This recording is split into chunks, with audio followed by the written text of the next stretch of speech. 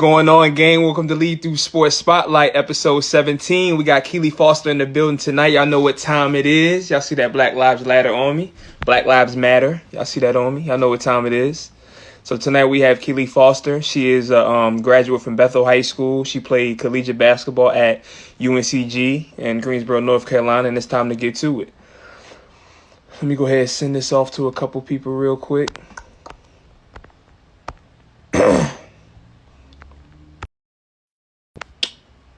See if it worked now. It went through this time. I just sent it. Keli Foster. What's going on, dog? Nothing. How are you? I'm doing well. How you doing? I'm doing well, thank you. Good. Sorry, good. I was trying to use my other phone, but I realized I have not updated anything on this thing. So. Yeah. IG be wilding, man. IG be wilding. Let me go ahead real quick. Let me go ahead and send this to a few people real quick. Okay. Slide some DMs.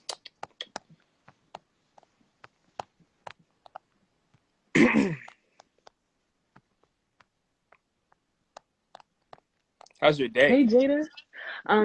It was good. It was good. Just working. I feel it. How's I know all yours? about that enterprise grind. Do you know? I didn't work it, but my best friend did. Ben, he used to work at Enterprise for like 3 years. I heard it's hectic out there. 3? Oh my God. More power to him. I heard More it is power hectic. to him. What's your plans? What's your plans for the summer? Honestly, my plan for the summer is to get myself together. Mm-hmm. Like, I don't really have any like travel plans or anything like that. More so just trying to get my mental together, Mm-hmm. figure out not figure out what I want because I know what I want, but like work out the kinks mentally so that I can accurately pursue those things I feel that. properly, you know? Relatable. I'm trying to do the same thing, man. Yeah. We all in a progression, all trying to progress.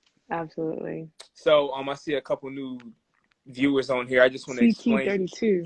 That sounds familiar. That's my guy. It's Caleb Taylor. What's up, Caleb? From Phoebus. Okay. Yeah, so I said new viewers, I just want to explain what Lead Through Sport is. So Lead Through Sport is a student-athlete development initiative, and it's a platform where I highlight former student-athletes, current entrepreneurs, current creators, and things of that nature. And I'm just trying to show people how, we all can learn from each other and connect the dots, and especially on the student-athlete side, because, these high schoolers these days, they think it's all, go to the league or bust. I have no life after sports, and I'm trying to, help them connect their dots as well. So that's what Lead Through Sport is all about. And to go ahead and break the ice, just tell the viewers a little bit about yourself. Where you from? Where did you go to college, and things of that nature? So I am from Hampton, Virginia. Played at Bethel, played basketball and soccer at Bethel High School. 1067. You said soccer? Yeah, basketball and soccer. Mm-hmm. And then, let's see here.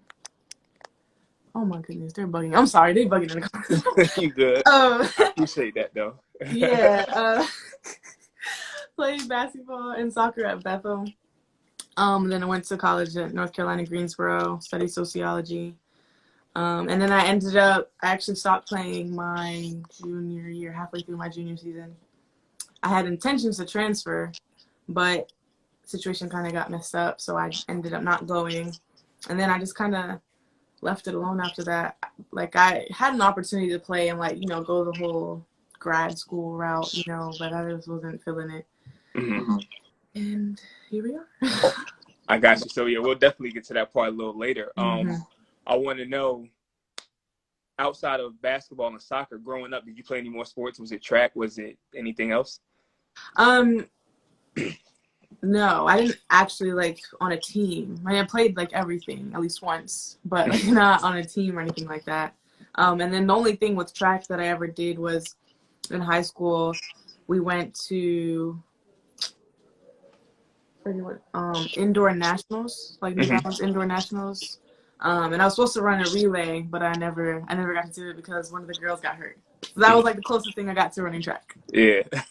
Track. I participated in track practices so I can for conditioning. Yeah. But I would never do that just to do it because that ain't my style. That is not my style at Right, all. right, So what right. made you choose basketball over soccer? You know, I was actually better at soccer than I was basketball. But the area, like for soccer, it's similar to basketball in that like a lot of your looks are going to come from like your club teams Mm-hmm. or AAU. But in this area, there wasn't a lot of push for that at the time. And me being young, like I just had such an ego. Like I can't even believe it now because I never felt like I was that kind of a person when I was going through it. But like I wanted to, I don't know, I just wanted to feel like I was going through a guaranteed like route. You know what I mean? Mm-hmm. And so basketball was just way more popular. Like I understood it more. I had more like references as far as like, you know, people around me that played. Like it was just the more popular route. And I felt like I could see that path going forward way easier than I could see the soccer route. So I just was like, okay. And when it came to AAU and soccer, it was like Bethel wasn't really that good at soccer, so it was like a no-brainer, you know. Like, am I gonna go play for Boo or miss a soccer game? Like, I'm gonna go play. You know what I mean? Facts. So it just kind of worked itself out that way. That makes sense. That makes sense. So entering high school, what was your mind state like as a student athlete in general? Like, were you thinking about life after sport in high school, or were you just focused on, playing and just having fun? No, I wasn't thinking about anything but basketball. Like, even all the way up until I got to college, that's what I want to do. That was like the first time I ever felt insecurity about being like I want to play professional basketball. Like in Really? like maybe my senior year, people started kind of looking at. But even then, like you're so like wide-eyed about the world that people were like, hell yeah, like if anybody's gonna be you, you know what I mean? And then you get to Yeah. college and everyone's like, okay, but like what else? Yeah. And I was like, what you mean what else? Like, so when I got to high school, I was just like, I enjoyed, like I was just there to play. Like I didn't really know anything else. Just having fun really. Uh-huh. And And do that you was think that. that looking back on it, do you think that like kind of not hurt you, but do you think if you was thinking more about like college and life after sport, do you think you would have been better off, or do you not really think about it at all? Um, yeah. I honestly think that would have ironically helped me with basketball more. You know what I Mm-hmm. mean? I think when you kind of get focused on like achieving something, you kind of create resistance toward that thing because you get fixated on like a way that it's supposed to like come to be. And it's, I feel like that, you know, those kinds of obstacles that come into play, you're not really ready. You're not prepared to deal with them because you're so fixated on it's supposed to be like this, that it can get in the way. I feel like if I was way more committed to being well-rounded when I was younger, I think every goal that I had with basketball probably would have came to pass and then some. Mm-hmm.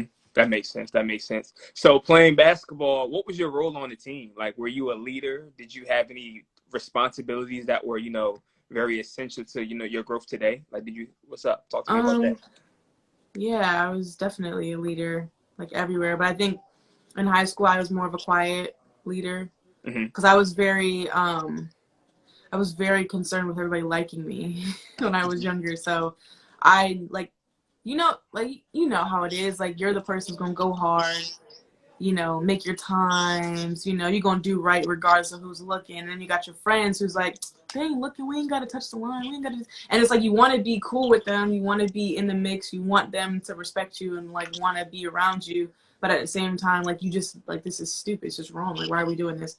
Mm-hmm. So that was like high school, kind of just trying to like play the fence, I guess. Mm-hmm. And then college, it was like, man, fuck it. Like I expected everybody on college Hold team. on, hold on. Before you continue, we're gonna get to college. Let's stay high school. Let's stay on the high Okay, school. okay, Yeah, okay. we're gonna So dive into all that. We're gonna dive into all that. okay, so high Yeah, just school, high yeah, school. high school I was just kind of playing the fence. I was just on chill. But I was a leader though.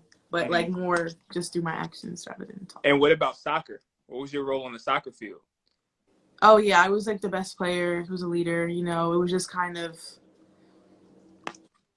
I just did what I did out there and people kind of gravitated towards me because of that. Uh-huh. But that was like that, like I said, I was better there. And I think it was because I had no mental like, yo, I need to get on this coach's like, you know, radar. I need to do this or that. I was just out there having fun. There was no Makes sense. pressure. And I Makes think, sense. So talk to me about the Bethel basketball culture. Like, what was the program like? um, Goodness gracious. Dang.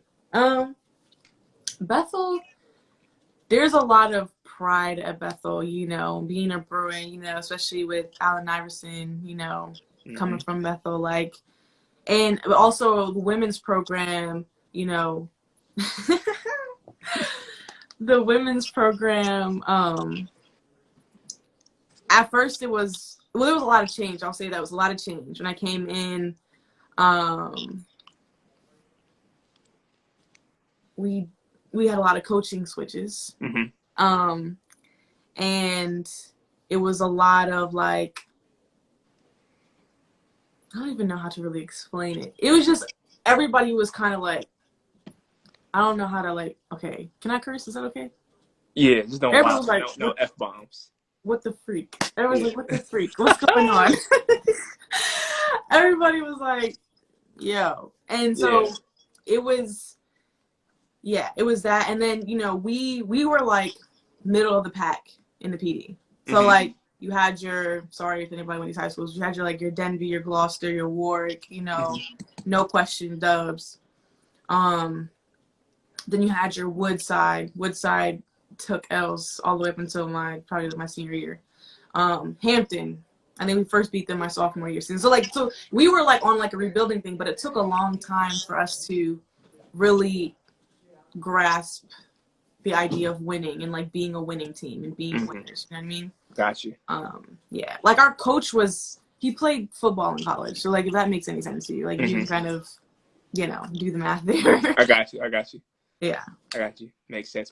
All right, so we're going to slide into the college realm, but before we do that, I got a game for you. A game? We're going to play a game. It's called It's called Random Rapid Fire. So I'm going to ask you a series. I'm going to ask you a series of questions for about a minute, and you have to answer. I usually give people 3 seconds or less, but I'm going to give you 5 because some of these answers might take you a little time. All right? Okay. 3. You ready? Yeah, I'm ready. 3, 2, 1. If you could be the lead actor for a brand new movie and you can choose your role, what would you be? Okay. I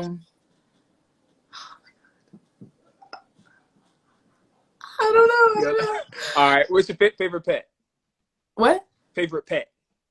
Pet? What's your favorite pet? Oh, favorite pet. Yeah. Don't really have a favorite pet. Okay. Do you have any pets? We have chickens. Do you have a favorite dogs? Oh, sorry. Chickens and dogs? Yeah. That's a unique combo. I never heard that one before. Yeah. Favorite weight room workout? Row machine or deadlifts. Least favorite weight room workout? Split squats. Describe your podcast in less than 5 words. Fun. Stream of conscience. Okay. Favorite episode from your podcast? What's the name of it? All of them. Okay. Who's your favorite? Who do you like better, Superwoman or Catwoman? I don't know anything about either. Okay. Would you take one of your biggest risks? I'm sorry, I messed that all up. Would you take one of your biggest fears for $1 million? Would I do it? Yeah. Whatever your biggest fear is, would you overcome it, or you would? Okay. If you could save the world, what would be your first step into doing so? Getting everybody food and housing. Describe your personality in 1 word. Goofy. Who inspired you to model? Several people. Several people. Give them to me. Jeez. I'm gonna give you all the time you need because I want to hear them. Well, they're not actually like models, if that makes sense. But Yara Shahidi's one. Zendaya, of course, is a person. Who else do I admire in that category? I would say those are top 2. Okay, that works. What's your favorite wine? Do not have one. Okay. Would you rather get clowned at a stand-up comedy show or suffer an embarrassing moment at the club with everybody watching? Definitely stand-up comedy. What is your specialty dish in the kitchen? Specialty dish in the kitchen? Anything, Anything? everything. Yeah, I tapped your little story. I seen you going crazy a little bit. I see you going Yeah, crazy a little bit. And anything. give us a lesson that we can learn from your podcast. Any lesson that you ever dropped in the podcast, give us one of them. Let's see. Sure, yo. It's just very important to, I think the first step in like any sort of success in anything is just learning how to embrace and love yourself. And I think I try to embody that journey because I'm going through it now in everything that I do. I like that one. I gotta write that one down, Race. And love self. Gotta love self first. Gotta love self before you can love anybody else. Very true. I like that. All right, so let's go ahead. Let's transition to college. So your first time being on the college campus as a freshman, what was it like for you? Just not even basketball talk, just adjusting to not having, to answer to your parents every day, just that freedom of doing what you want. What was that like for you? It was scary because I was very, I wouldn't say, I don't feel like it was actually sheltered, but in comparison to a lot of my peers, like I was sheltered. So at first I was very nervous, but yes, I did have Jada. Jada was my roommate. She was amazing. Like we did everything together.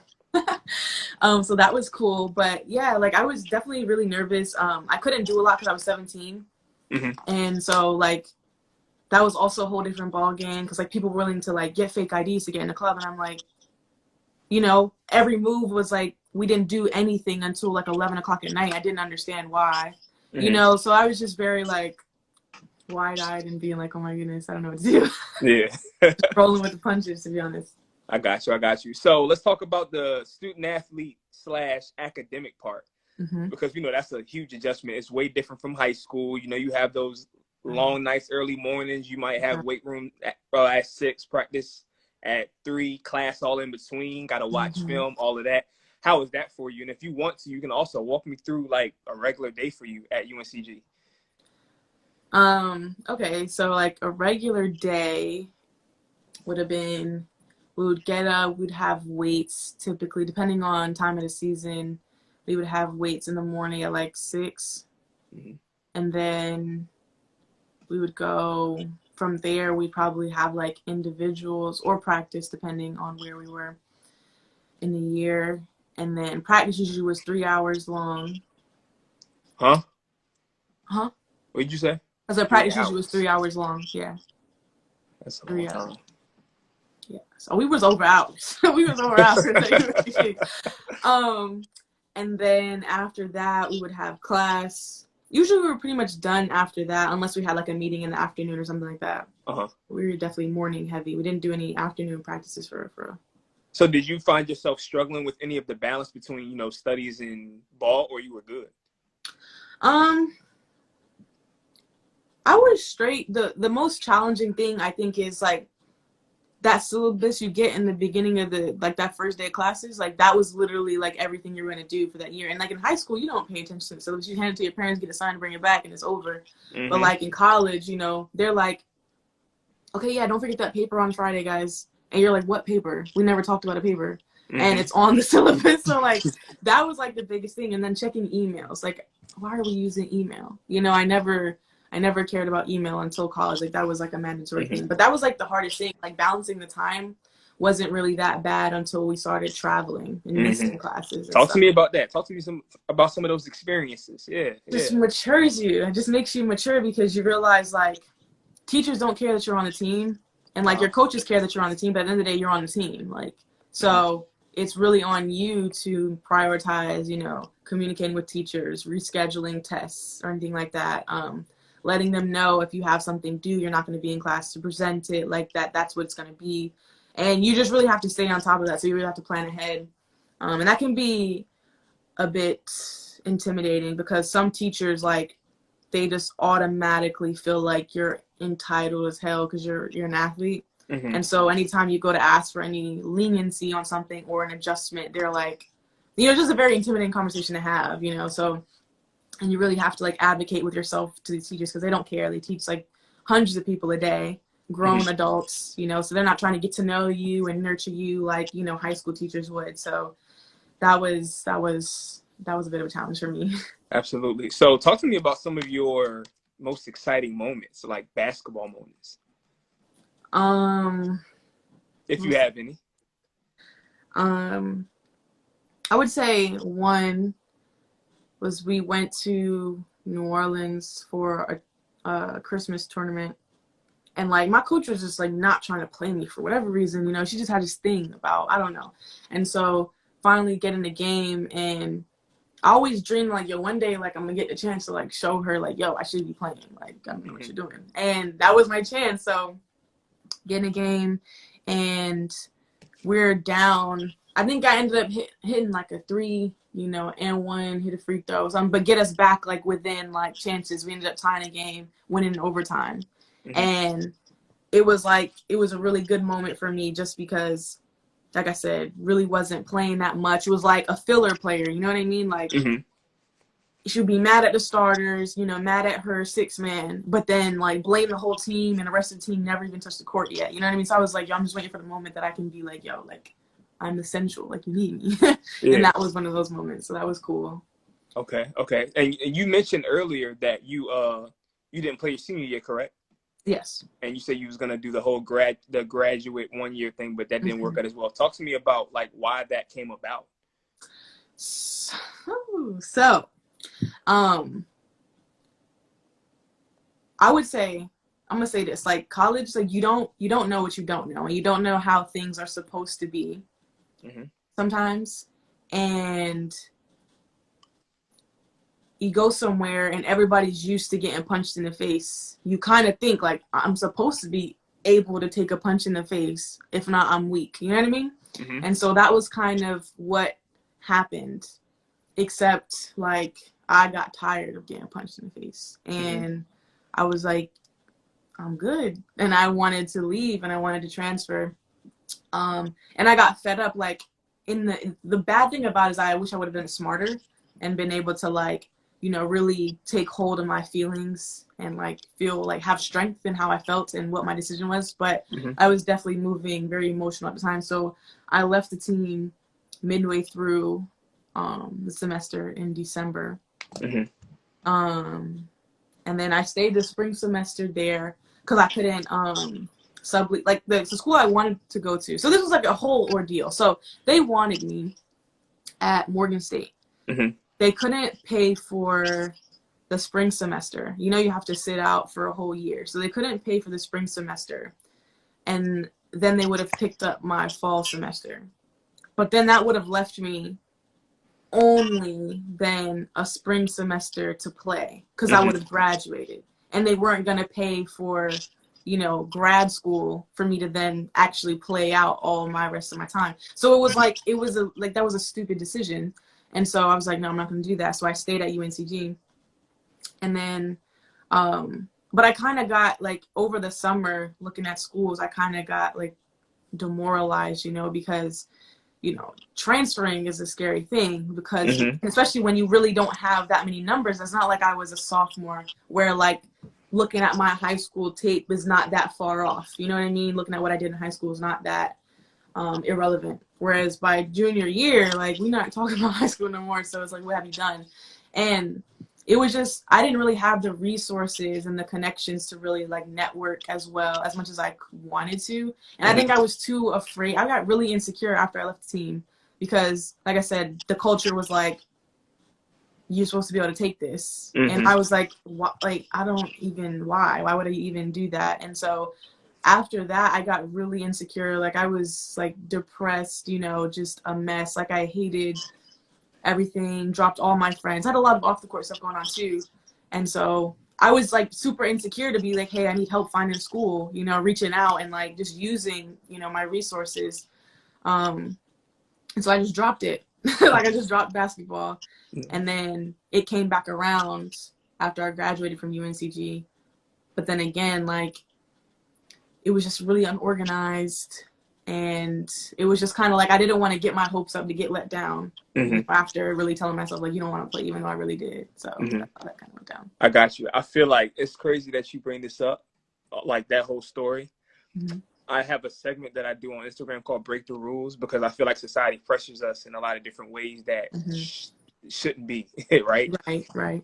And you mentioned you were getting tired of being punched in the face because, like, you know, you feel like when you get into certain situations in college, it's like, oh, you're supposed to take that.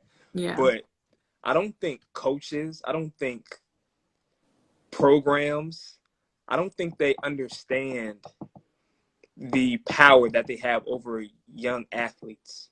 Yeah. And I think that's a huge, huge problem because a lot of coaches, I'm not going to say a lot, but there are coaches in America, probably a lot of them that are really, how can I say this? They're really centered around winning. Like, if you're not winning, if you're not helping me win, if you're not helping putting dollars in my pocket, then we can go ahead and go on without you. Mm-hmm. And I feel like that mentality ruins kids and puts kids in depression and puts kids, like, you know, just feeling worthless. You know what I'm saying? Yeah.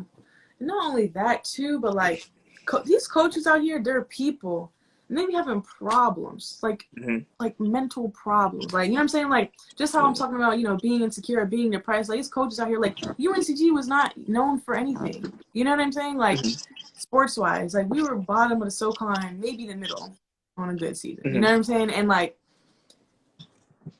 it was just crazy. Like, our coach would project a lot of her personal issues onto us. You know what I'm saying? And then, you know, every head coach dreams of being able to just sit on the bench and let their assistant coaches run a team. You know, everybody wants to have a bench where nobody's standing up and the team's just rocking. You know what I mean? I don't got to yell.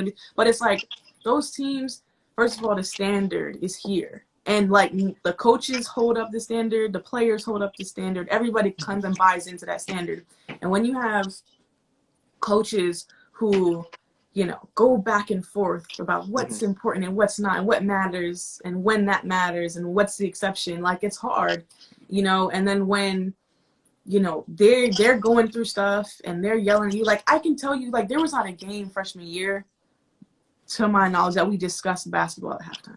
It was always about, y'all want me fired, y'all want me out of here, y'all, you know what I'm saying? None of y'all do this, that, and the third, la la la. And it was just like, and as like me, you know, coming in, like, I never knew anything about basketball. I mean, like, as far as like people and, you know, what kind of weight XYZ carries. It was never about clout. It was never about feeling good or being cool or anything like that. I just love the sport. I've been saying, like, you know, I never was in like any public school, anything as far as basketball. I was like always playing on base. So like all the people, like your Khadijah, your Michaela, Adrian, Motley, never saw them till I got to Bethel. Didn't know they existed. So it was like, when I finally came out of that and started to realize how much of this is like, you know, a show, and it's just cool to be on a team and all this other stuff.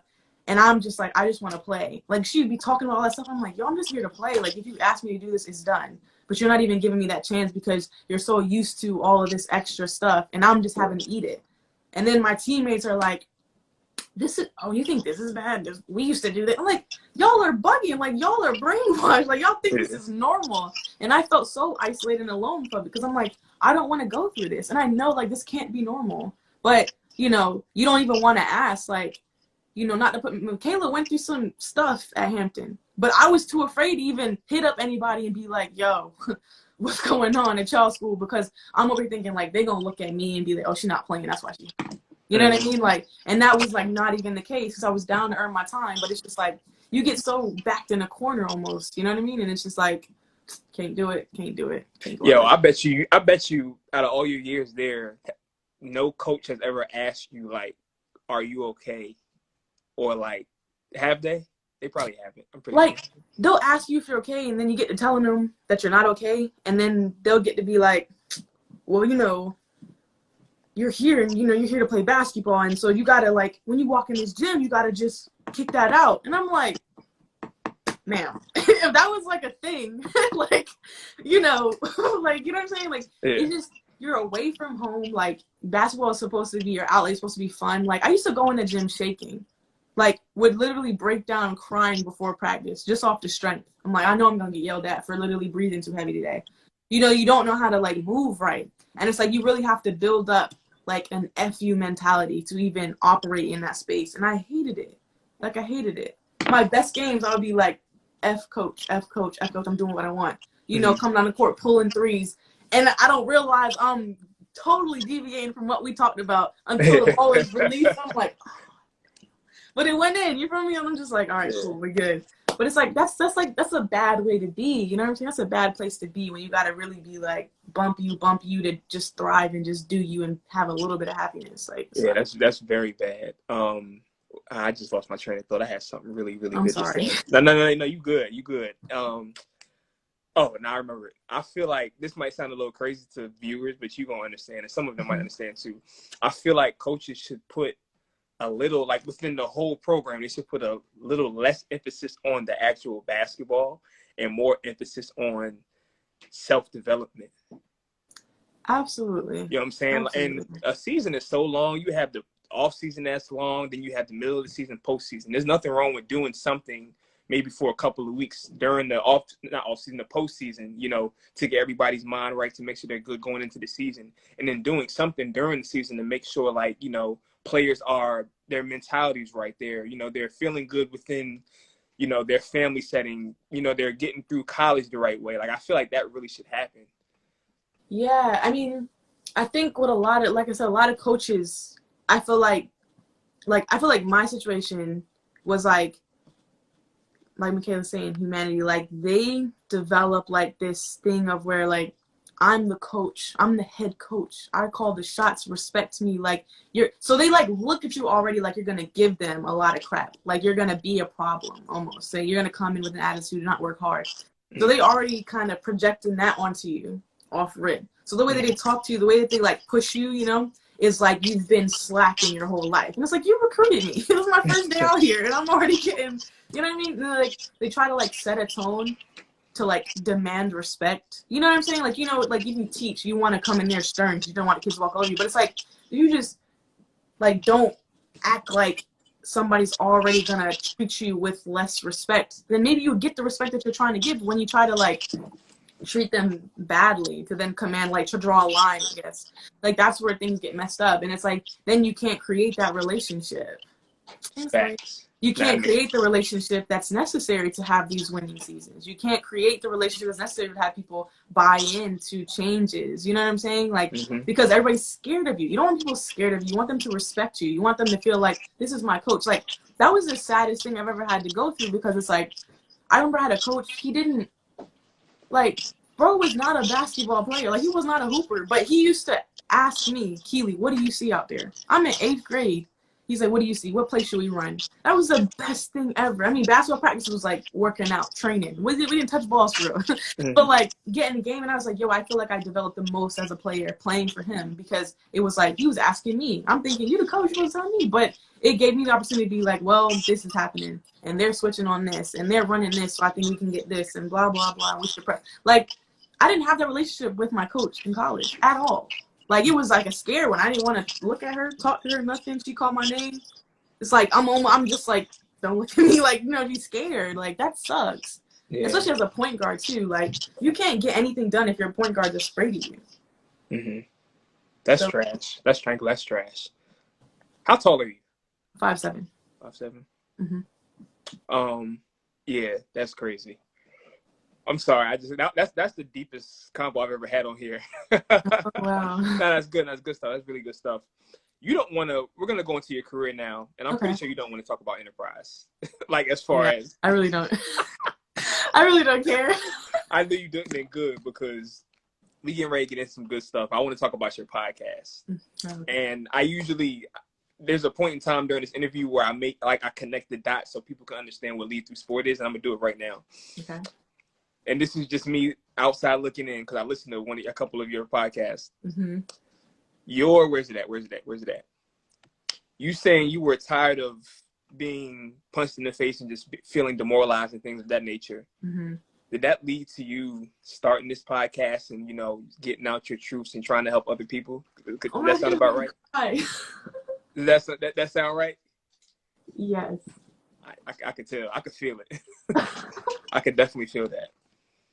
So, what's the name of your podcast? Tell everybody the name of your podcast. Let's get into it. Let's get into it. So let's get into it. Like, let's literally get into it. Yes, let's get into it. Talk to me about the beginning stages of actually starting the podcast. Like, what was that like for you? Podcast was like a no-brainer, because so the whole social media outlet thing came about during this time, and I started a written blog at first. And to get my ideas out, I would do voice memos. Like, I would basically do therapy with myself via my voice memos. So that's like something that I do, like just talk to my voice memos as if I'm like talking to myself, like I would vent to myself, and then I would listen back with a clear head and be like, okay, and give myself advice. Like, that's how I get through things in life. So then the podcast was like, oh shoot, I can like put this out there. You know what I'm saying? And maybe this will help somebody. And then that was that. That's real. That's real. And I wrote down one of your quotes. Well, I didn't write down the quote. I sent you the quote that I picked up on, but I kind of paraphrased it. You basically said, throughout your journey of going after your goals, it's about who you become in the process.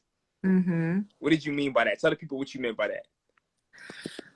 Because, okay, so I think I started out, my goal from like when I was a kid was like, okay, I'm gonna grow up, I'm gonna play professional basketball, like I'm gonna be popular as a result, so I'm gonna make a lot of money, then I'm gonna use that money to donate to charities and end homelessness. Like, that was like my little kid dream.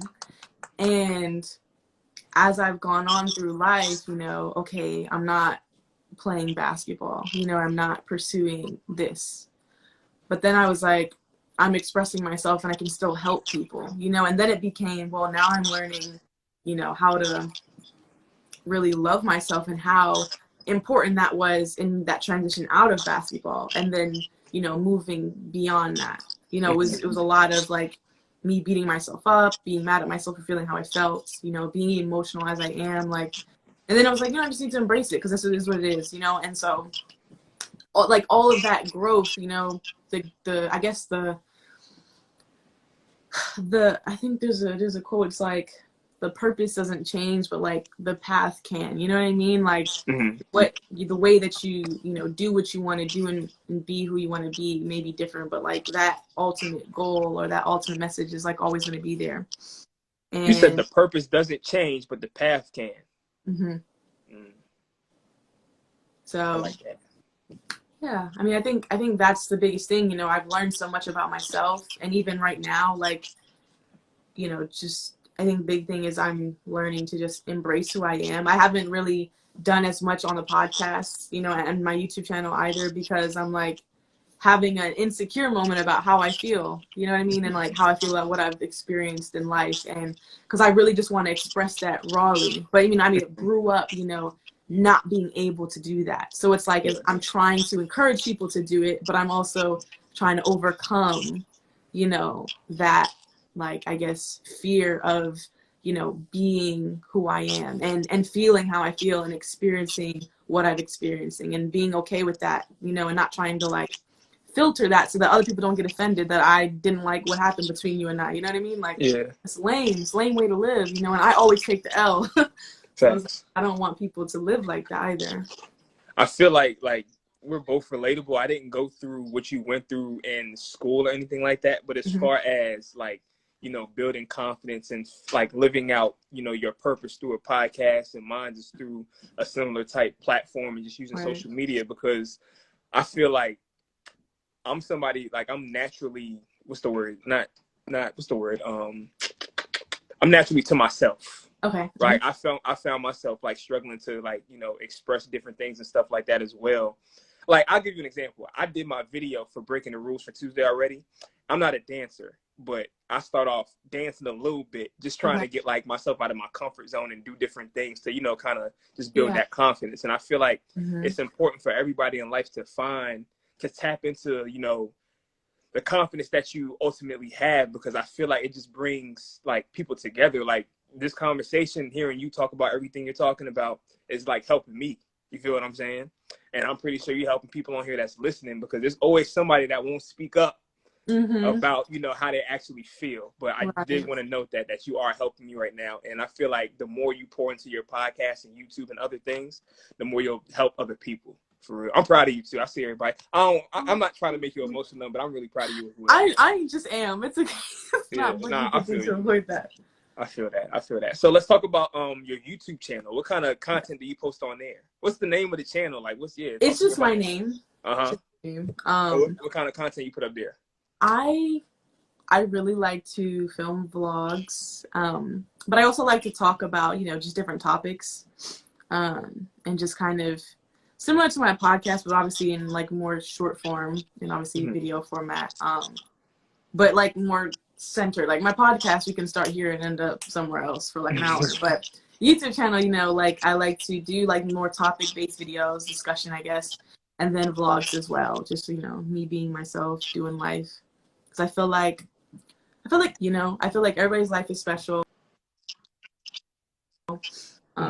Everybody's life is awesome, but if it's not, in really amazing Instagram pictures or, on somebody's TV screen, then people kind of feel maybe a little bit less significant, you know what I mean? And I'm like, I'm out here going grocery shopping and wasting my money on Starbucks. You know what I'm saying? And people love it, eat it up. You know what I'm saying? But it's like, because they're doing the same thing at home. You know what I mean? But they're watching me do it. And then, for me, when I'm watching other people's videos and I'm like, that was really fun to watch. And it's like literally the same thing I do every day. You know what I mean? So it's just like, for me, it's just expression. I hope like I can encourage people to just like enjoy their lives, be themselves, and I'm learning how to do that myself through kind of pushing myself to, create these things. And if I could just edit a video and get it out, it's my struggle right now.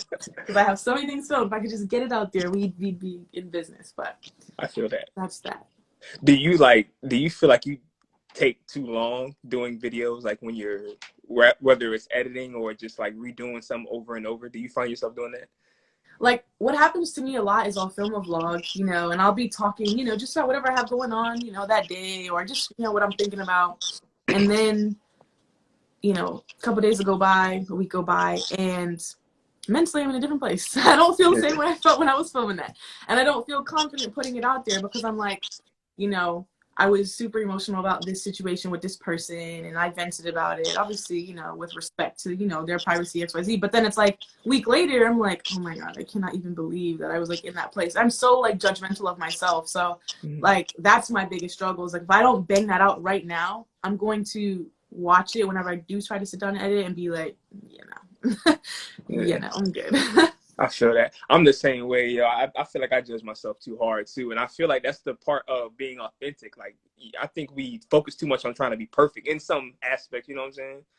Well, yeah, and also too, I think what's really interesting about judging yourself really hard is that that's low key how you look at other people, and you're more, you're more aware of like, oh no, I wouldn't judge you by this, or I wouldn't look at you like that. But then you kind of do. You have these filters that are very specific to what you think is okay. You know what I mean? And you realize like, maybe I wouldn't directly look at somebody's body and be like, oh my God, like what the heck? But I judge the hell out of mine. You know what I'm saying? Like, and it's crazy. Like, for example, this is like very wild, but I'm just going to say it. So recently, McDonald's got a chicken sandwich. And I'll be trying chicken sandwiches. Like, that's the little thing I do. So I was like, I'm going to try it. And I liked it. And so then, I went in there and I was like, no, I'm going to get the meal. Boom. And I had a McDonald's cup. And I was like, dang, I should have got a bottle of water. All because I didn't want anybody to see me drinking out of McDonald's cup, because I would be like, they're going to think it's a soda. They're going to think I don't care about myself. Like, and then you see how that trickles down? And it's crazy. You know what I'm saying? Because domino effect. Is that how I look at other people when they're eating McDonald's? You feel me? Like, oh, you don't care about yourself just because they want a chicken sandwich? Are you kidding me? So it's like, you being authentic, it's like you realize all these like judgments that you hold and like these ideas that you hold about things, and it's a very challenging position because you're smack in the middle of it. You're like overcoming it, but you're also living it, and it's hard to kind of be like, you can't really guide anybody in one direction because you're not there yet. But then you feel insecure about just talking about it freely because you're judging yourself. Like, I'm in the line, like, why am I here, bro? Why am I here? But it's like, I don't know. It's just, it's a weird dynamic. It's a weird dynamic. Nah, I get that. I definitely get that. So let's talk about modeling. When did you start modeling? Modeling, I would say I started like trying that out over like 20, like when I quit basketball. I started everything when I quit basketball. So basketball just opened up. That just opened up everything for you, huh? Yes. Because I was like, I have to find a way to my plan was to get money and, you know, use my likeness to end homelessness. So I was like, I got to find a way. Like, if I don't know what job I'm going to do. You know what I mean? So I was like, I got to find a way to express myself and, you know, get this money. So I was like, okay, I can do this. And I thought I had a lot of things to share. And I feel like I'm pretty smart and I'm pretty articulate. So I was like, bump it, you know? And with the blog, like, what I had seen was like people would, you know, they would write and they would have pictures of themselves. And they were always really nice pictures. They would do photo shoots for it. So I was like, bet, because we got to do some photo shoots. And then from that, I was like, I actually like being in front of the camera, you know? And I actually like, you know, being creative. And it's not so much about like, I think it's just, I've learned like there's a level of expression that I've been afraid to want to express, you know, until I finally like actually did that. Mm-hmm. I gotta put this on the charger for we there.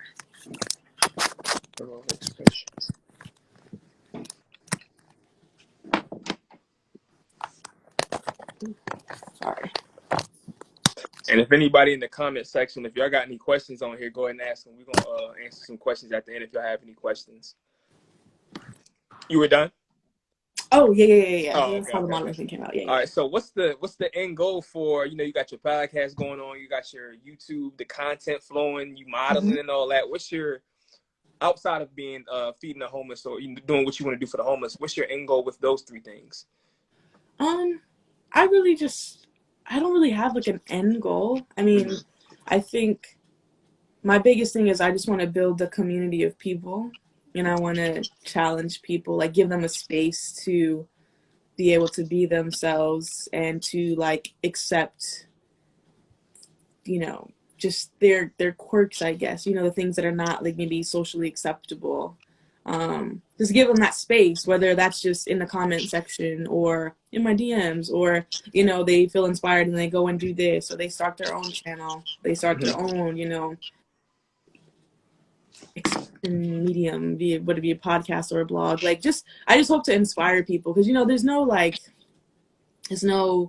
don't know when I'm going to be gone. You know what I'm saying? And like, to me, to sit there and be like, I'm going to put an end goal on this, kind of, I don't know, it kind of makes it feel like,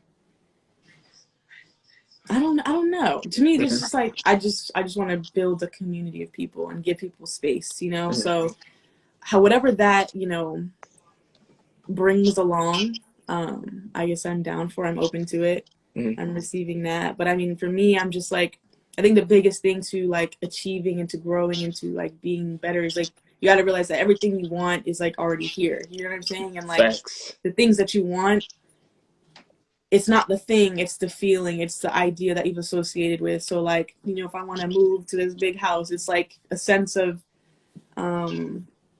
independence, peace, you know what I'm saying? Like, so you start to realize, where in my day-to-day life can I find that, you know? And if that's creating content, if that's, you know, doing this photo shoot, if that's, you know, doing this podcast, like I really want to do a TED Talk one day.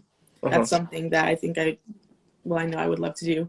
And I also want to do like put on like workshops around the world, you know, travel around the world and put on workshops as far as like self-love and like giving people space to just be themselves. And, you know, just, we talk about things, you know, that we as women go through, but I want to make it about a people thing, because I feel like when we talk about self-love, we neglect men a lot. And I think that like men love themselves aggressively. Like y'all be hurting people in order to express love for yourself. You know what I'm saying? And I don't think it has to be like that, generally speaking. And then like women, I feel like we tend to minimize ourselves, you know, in order to just like kind of get in somewhere and just like not be, you know what I mean? So I just want people to just embrace who they are. So that's like my thing, you know. So however that manifests is, I'm down for it. Well, you got to think, man, we're all young. Like, we're young. You got time to figure out that end goal, and that's going to come down the pipeline. Right. As long as you follow, you know, your goals and dreams, and you follow God's plan, like, it's all going to work out. So they say the highest human act is to inspire, and that's what you're doing, and that's what you're striving to do. So it's going to work out. It's definitely going to work out. Thank you. So last question before we get into these questions. I see some of y'all sending questions to the question box. We're going to get to that in a second. What advice would you have for a younger student athlete in high school that may take a similar path as you? What advice would you have for them? When you say similar paths, as far as like trying to play in college and stuff, or Yeah, as far as being going from high school to being a college student athlete and then finding themselves after sport. I think you have to, I would say, take time to figure out what's important to you, what you want, and put in the work, like commit to that. I think, that's what it comes down to. That's like anything you want in life. You have to figure out what it is you want, make a plan, and commit to that plan. And I think when you're in high school, it's so easy to get caught up in all these sideshows, be it young relationships, being cool with your friends, the drama that goes on, trying to just be cool in high school, and it's like high school is like literally not like it's useless, not useless, but you know what I'm saying? Like as far as like whatever cool points you get there, those go in the garbage after, you know what I'm saying? It doesn't matter. And so I think, if you just tap into what it is you truly want as an individual and you make a plan for that, it doesn't have to make sense to anybody else. Just commit to that, and just be open to how that unravels itself and how, the results reveal themselves, I guess. That's real. That's some really good advice. Good job. Good job. So let's get to some of these questions. Michaela, what's good, Michaela? She said, how did you overcome your injury after sport? What was the process like? It's still a work in progress. What year did you get injured? Last summer. She was there. Uh-huh. Tore my ACL and both my menisci playing basketball. Yeah. Oh my God. It's crazy because I've never had a huge injury, so I can only imagine. Up until that point, the same. And yeah, that was I'm still going through that because I'm still kind of judgy about myself on that one, because when you grow up in sports, you see everybody's receiving like top of the line care and things like that happen, especially in college. You're in a training room every day, twice a day, doctors coming to you going to the doctors. Everybody's like, oh my God, boom, boom, boom. And doing it outside of that context was like a nightmare. So I was going to go, right? And there was one of my teammates from high school, hadn't really talked to her much. Wasn't going to get her. I was going to lie and say I was already past her crib. She asked me to pick her up. But I was like, you know what, Keli? Stop being antisocial. Just go get her. I get her, tear my ACL, need her to drive home because I tore it in the right leg. You know what I'm saying? Like, yeah. And so, just being in that kind of a position where, like, it's just you. You know what I mean? Like, it's very humbling. And it matters to everyone for, like, that day. You know what I mean? Like, and then maybe one or two people will check up on you, And then the minute they see you walk again, it's like it's over. Everybody's over it. You know what I'm saying? And it's not anybody's burden to carry, but it's like when you're just alone in that kind of a situation, you don't really know what to do, and you have to deal with your own mental, ideas about like tearing an ACL. Everybody's just afraid of that. I've not met a person who's like, oh yeah, no big deal. You know what I mean? So it's been a journey, Even my own dad, like, he was super dismissive of it. You know what I mean? So it was like, it's been a very interesting experience, I would say. I'm still going through it now. Like, my leg is super small compared to my left one still. And it's hard because it's like you don't know if the pain that you're feeling when you're working out is like just the pain of pushing past, where you were, or if it's something wrong. So you're kind of having to figure that out, I'm in the pool a lot. And then I go through periods of time where I'm like, yo, this is like, it hurts too much, to even continue. So I take like a break, and then it's like I'm unmotivated to even go back to the gym and rehab and blah. But I mean, that's just the reality of it. But I also know, like, so many people have come back from it, you know what I mean, and been better, not even batting an eye. So that keeps me motivated. It's like, yeah, this is harder, and I'm doing it by myself, but I'm probably not the first and I won't be the last, So I just try to take it in stride. I try to, like, let myself feel how I feel, but also keep in mind that, like, this is a very possible thing, you know what I'm saying? And just be patient with that, you know what I mean? Not let people try to speed me up. I'm like, y'all ain't here every day, so don't even try to, you know what I mean? Like, tell me where I'm supposed to be. So yeah, that's real. That's real. Let's get to these next questions. Blue. All right, so I just slid it. It's right up on the screen. I can't. What does that say? Reese for Vault D. I apologize if I messed that name up, but it says, "What do you do? What made you do the big cool with your hair? Were you trying to find yourself?" Oh, cut. Yes, it Big is. cut. Oh, okay. I was I like, did, what's or that? chop, maybe chop. Yeah. So when I quit playing basketball, um, I lost a lot of friends. Like you don't see people anymore. You know what I mean? Mm-hmm. Granted, I also was feeling like super insecure at the time, so I felt like I definitely was projecting onto people. So like, if somebody would have been like, just looking off in space, and I would have caught them, I would have been like, oh, they hate me. You know what I mean? So I was just like ducking my head and going away, and I felt like, after I kind of started to come out of that, like, I guess I didn't have the same friendships with people, same relationships with people. Um, Nobody was trying to hang out with me because there was no game to go to. You know what I'm saying? Or at least I wasn't going to be there. Um, and I just felt like so much of everything that I needed to have the life that I had prior was centered around basketball and my hair.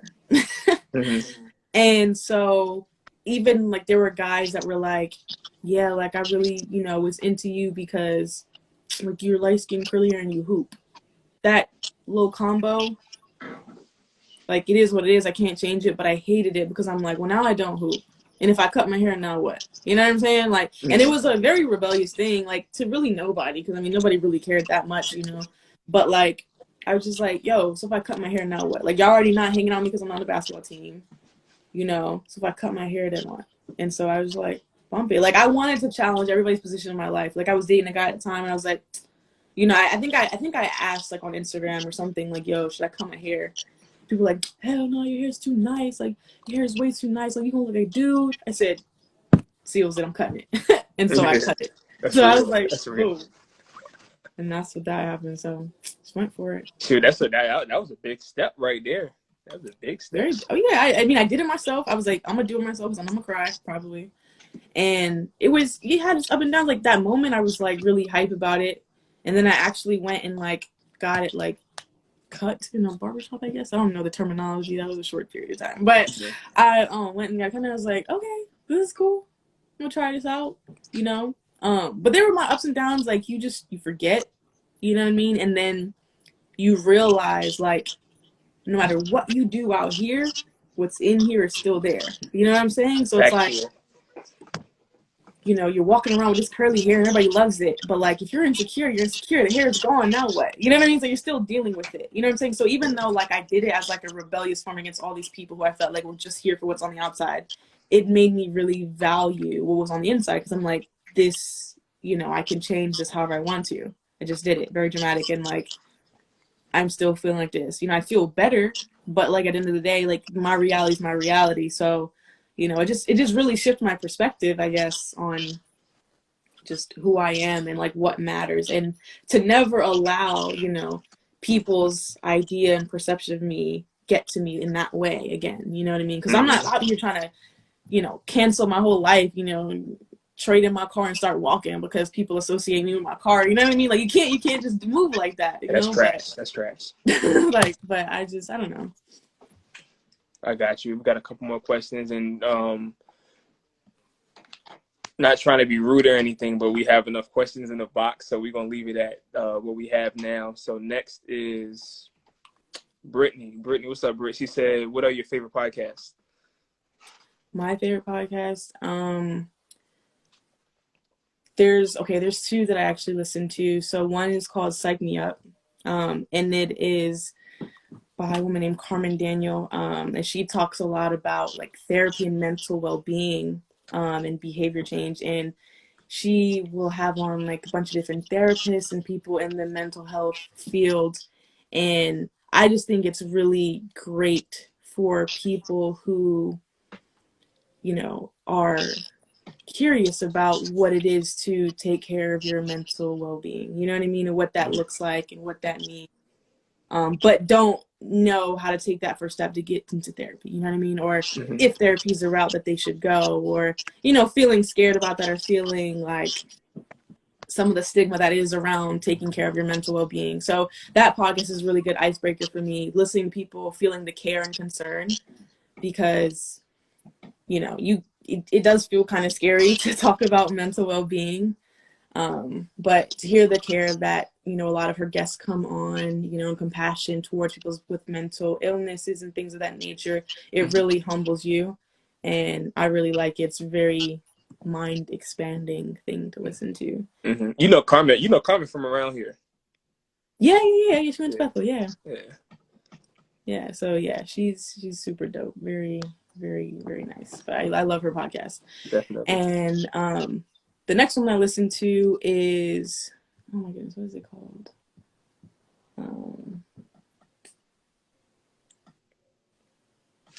I don't even know what it's called, but I listened to it though. And it's similar to mine. Like, it's just some girl just going off about whatever she want to talk about. But it's like, it's a break from my own reality. So I like that.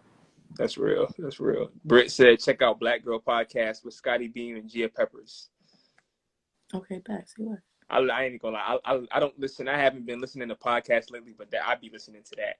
They be talking that real. I love Scotty Beam too. Okay. I'm down. All right, so we got Miss Gloria, Carmen's mom. She said, "Are you living in the now, which is where we are, or do you have a specific 2, 3, 4 year plan?" I would say more in the now. Well, I'm trying to live more presently, because I'm realizing that so much of what I had planned previously has, like, you know, gotten all types of jumbled up. And so I'm trying to just, you know, be here, be present, just take care of the me that I am in this moment, you know, figure out like what it is that I need, you know, in every space and place that I am in, and try to honor that. You know, that's the best way that I feel like I can practice self-love in the now, you know.